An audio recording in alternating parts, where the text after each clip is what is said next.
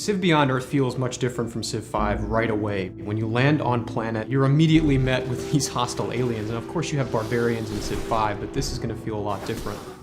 We're huge fans of both science and science fiction, so we wanted to make sure the game starts in a believable place. But it starts moving out very quickly and taking these little steps into the more fantastic. So for that, we looked, far and wide, especially the canon of classic sci-fi literature. There's really no shortage of great sci-fi material out there that we drew from. One of the things that we had a great time doing was figuring out who the cast of characters is going to be. And the way we did that is we started with the geopolitical landscape of Earth as it is right now, and introduced this thing that we called the Great Mistake. The result of that was this reshuffling and mass migration of people. So the nation sort of reassembled themselves and clawed their way out of this dark age, and it's at the point where they're finally back on their feet again that the game begins, where they're sending spaceships to new worlds.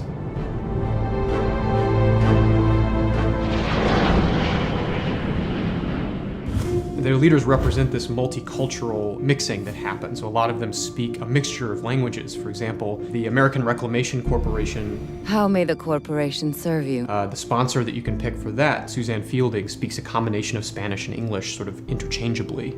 Imposible. A lot like how everybody swears in Chinese in Firefly. It tells a lot about what happened without saying much. So the tech web is probably the most fundamental change to this game. Tech is really the engine of civilization, and in historic Civ it follows a pattern that most people already recognize.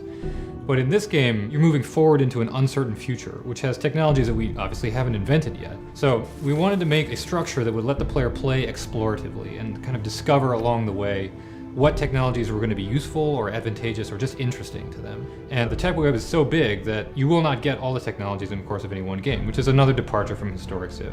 But then you start again and end up with a completely different blend that makes your game more exploratory and also more replayable. The orbital layer is a really exciting addition to Civilization.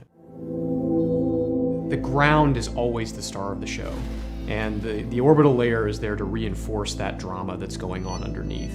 So when you land on the planet almost right away, you can go back into the orbit around it and put up tactical or economic or research satellites that are going to augment or change up the situation on the ground. So, defend yourself from invasion or make your cities into economic powerhouses or spy on your neighbors and steal things from them. That's just one of several sort of fundamentally new ways to play the game.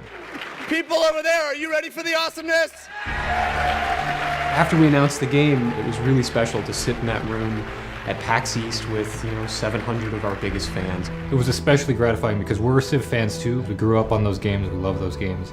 And this game was really inspired by that. It's really our thank you to the fans who've been asking us to make this game for a long time and we've wanted to make for a long time.